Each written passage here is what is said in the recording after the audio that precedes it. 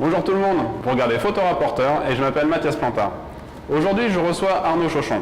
Il expose sa série Entre deux eaux, qui n'est pas une allusion au temps qu'il fait à Toulouse au mois de juin, mais c'est une série surprenante sur des bâtiments qu'on a rarement l'occasion de regarder de près.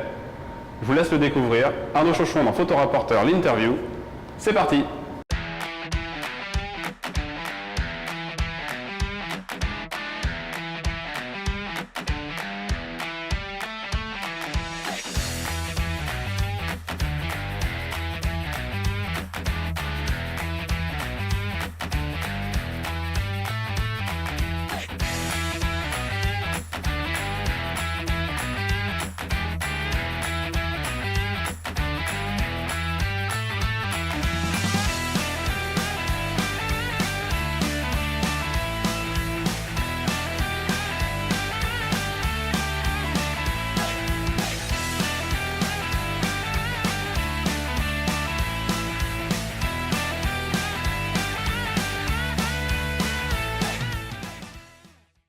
Bonjour Arnaud. Bonjour Mathias. Une première question, c'est quoi pour toi la photographie Arnaud? Pour moi, la photographie, c'est très large et plus j'explore ce médium-là, plus je m'aperçois que c'est extrêmement large. Donc il y en a pour tout le monde, mais en tout cas, s'il fallait résumer quelque chose, c'est qui me donne une sensation, un sentiment, des frissons, comme toute œuvre d'art, voilà, quand je la regarde, qui me donne une émotion. Voilà. Très bien, je prends. Justement, donc, par rapport à ta série, je disais en lancement, c'est une série surprenante, c'est vrai, parce que les piscines, on y va quotidiennement, mais sans prêter attention aux bâtiments. Tu nous présentes cette série, s'il te plaît? Oui, alors c'est des piscines municipales, elles sont toutes françaises également. Et elles sont vides. C'est la particularité de la série. Ouais. Donc c'est vrai que par leur vide, elles rendent quelque chose un peu de surréaliste, puisque d'habitude on les voit pleines d'eau, et puis quand on y rentre, généralement, il y a beaucoup de personnes dedans, il y a du bruit qui résonne, etc. Donc là, c'est tout à fait l'effet inverse. On voit déjà un cadre très large. On voit le bassin avec souvent ces lignes les couloirs qui sont dessinés, qui donnent de la perspective. Et cette étrangeté de vide, de silence. Voilà. Ça a été quoi l'idée de départ de se dire je vais aller photographier des piscines vides, ça n'a jamais été fait C'est plus un concours de circonstances où dans mon travail, je suis rentré dans une piscine vide pour une autre raison que de la photographier. Ouais. Et j'ai trouvé ça marrant, j'étais dans le bassin, je dis waouh, voilà, cette impression de vide aussi, il n'y avait qu'une personne avec moi dans ce bâtiment-là, et ce silence-là, du coup j'ai juste pris au smartphone une photo, et bon, je trouvais le résultat sympa, et donc du coup je me suis lancé dans la série. Parce que du coup on se retrouve un peu dans des espaces, évidemment, qui sont super grands, qui pourraient se rapprocher des églises comme ça, avec des bâtiments très hauts, très grands, et puis où il y a rien quoi, finalement, parce que c'est le bassin qui est là pour accueillir l'eau.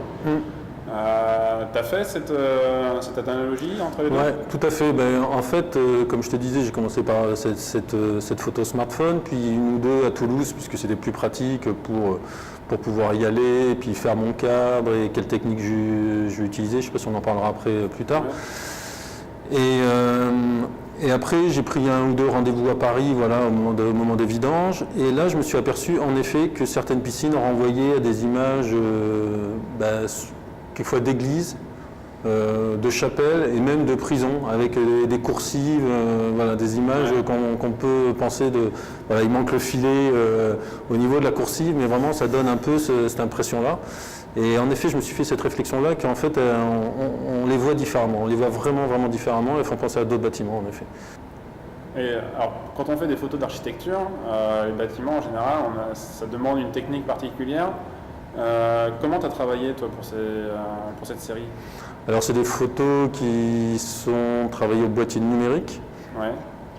Et avec un objectif à décentrement, donc pour vulgariser, c'est un objectif qui permet de garder les lignes droites, qui ne déforment pas le bâtiment, puisque si on lève notre boîtier, ou si on le descend, qu'on garde pas qu'on ne laisse pas la surface sensible ou le capteur parallèle au fond du bâtiment, on va avoir toutes les lignes qui vont être obliques. Donc là, c'est la fameuse image du gratte-ciel à New York qu'on voit comme ça, comme une pyramide. Voilà. Donc ça, je voulais pas, je voulais que ça reste le plus fidèle possible. Oui, tout à fait. Et j'ai gardé aussi un format 4:5, qui est le format de la chambre, où on avait aussi dans l'histoire, voilà, notamment avec les Béchères, des images 4:5 qui sont liées vraiment à l'architecture. C'est un peu les codes de l'architecture. Oui. D'accord. Alors, et pour transformer cette photo numérique qui est à la base sur du 2/3, j'imagine. En fait, il s'agit de 3 photos horizontales. D'accord, que tu as superposé. C'est 3 photos horizontales, donc 24-36. Ouais. Et ces 3 photos horizontales sont remontées en effet sous logiciel. Et après, je fais un cadre de 4:5 en vertical. D'accord. Voilà. Par rapport à... Après, si je peux me permettre, oui, ça permet aussi d'avoir les lignes droites, mais aussi d'avoir tout le bâtiment. C'est-à-dire que j'ai un 24 mm. Un 24 mm, c'est quand même un grand angle, même si on peut descendre encore en dessous, mais c'est quand même déjà un très grand angle même. 24 mm, j'aurais jamais des images comme vous pouvez voir ici. J'aurais pas assez de recul. Donc là, ce qui m'intéressait, c'est de voir le bassin, mais voir aussi, ce qui est intéressant, je trouve, c'est l'architecture du toit, des coursives, etc. Donc j'étais obligé de composer avec 3 images pour avoir le haut, le milieu et le bas. Voilà. D'accord. Merci pour cette petite précision. Je pars sur un petit peu autre chose, je dérive par rapport à tes photos. Là, tu présentes ta série Entre deux eaux, qui est une photo, on va dire, type d'architecture. Mais tu fais aussi d'autres photos, je pense à la série Pliouchkine, qui est plutôt du reportage, ou Semaine paire, semaine impaire, qui est une photo plus intimiste. Tout à fait. Tu peux faire du documentaire, je pense à Transmission. Laine paysanne. Tu passes d'un type de photo à un autre avec une facilité assez déconcertante. Il y a un type de photo que tu préfères faire tu as cité un peu tous les styles de photos que j'aime faire. Je me suis mis à la photo tardivement à 40 ans, où j'étais à l'école photo de Toulouse, le TPA. Voilà, j'ai fait un petit break dans mon cursus professionnel. Et du coup, j'ai touché un petit peu à tout dans cette école, et du coup, je continue un peu comme un enfant à explorer les différents domaines de la photographie. Donc c'est vrai que j'aime faire du portrait, j'ai été faire des portraits en maison de retraite, que j'ai envie de continuer, des portraits dans le monde paysan, la photo d'architecture, j'aime bien me retrouver seul comme ça dans un bâtiment. Et c'est vrai que c'est des techniques différentes, des approches différentes, mais j'aime ça.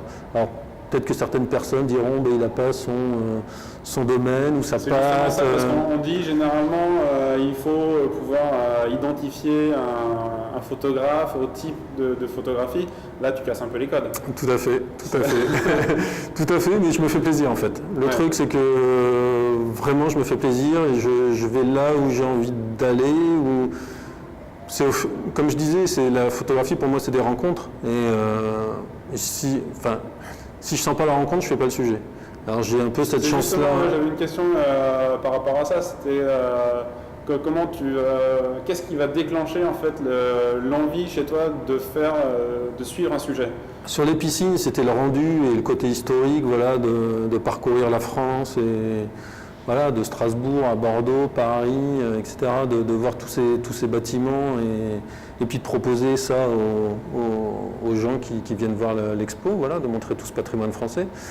Et après, souvent, c'est des côtés humains. Donc, voilà, j'aime les piscines, mais la plupart des sujets sont quand même avec du contexte humain, des rencontres.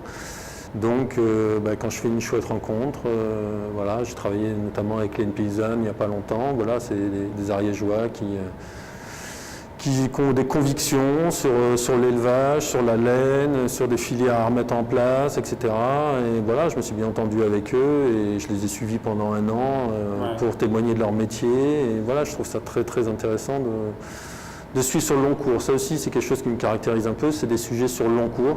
Je prends le temps. Donc du coup, il faut que la rencontre soit bien, soit belle, parce que j'aurais du mal à faire un sujet pendant un an avec des personnes avec qui j'aurais des difficultés de travailler. Ouais. Tu as des photographes qui t'ont inspiré pour tous tes travaux? Qui sont tes références? J'adore Joachim Eskinsen.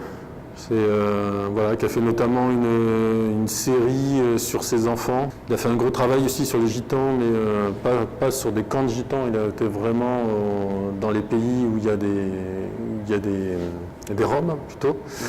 Et voilà, j'adore son traitement, j'adore sa photo. Vraiment, je trouve ça magnifique.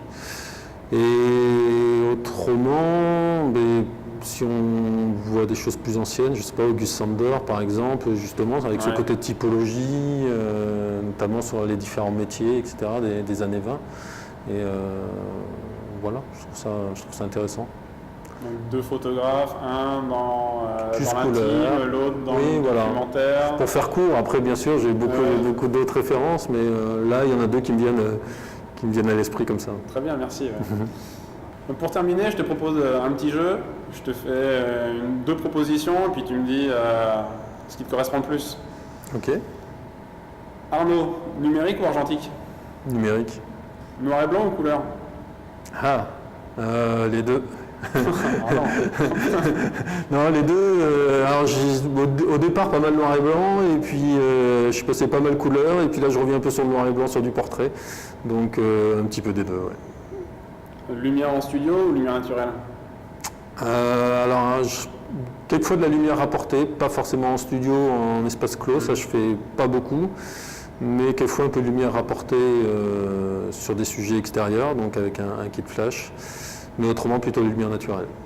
Focale courte ou téléobjectif? Plutôt courte ou moyenne, enfin 35 on va dire. Plein format ou moyen format? Plein. Documentaire ou architecture? Là, on en a discuté un peu tout à l'heure. Là, c'est vraiment les 2, puisque ce sujet-là, c'est vraiment 100% architecture. Donc, je vais mentir si je dis documentaire, mais je fais pas mal de documentaires aussi. Piscine vide ou piscine pleine? Vide. Semaine paire ou semaine impaire? Alors, les semaines paires, c'est les semaines impaires du calendrier. D'accord. Merci Arnaud. Avec plaisir, merci Mathias. Vous pouvez retrouver tout son travail. Je vais mettre un lien sur la vidéo pour accéder à son site. Vous verrez justement l'allusion semaine paire, semaine impaire. Et puis venez ici voir l'exposition au Bazacle à Toulouse. L'exposition Entre deux eaux qui a lieu jusqu'au 2 juillet 2018. 2 septembre. 2 septembre 2018, tout l'été. Donc venez profiter. Voilà, prendre un peu de fraîcheur. 11h, 19h. 11h, 19h. Entrée libre. Super, très bien. Merci Arnaud. Et bien à bientôt, merci Mathias. Et puis nous, on se revoit très bientôt pour une prochaine vidéo Photo Reporter. Ciao. Au revoir.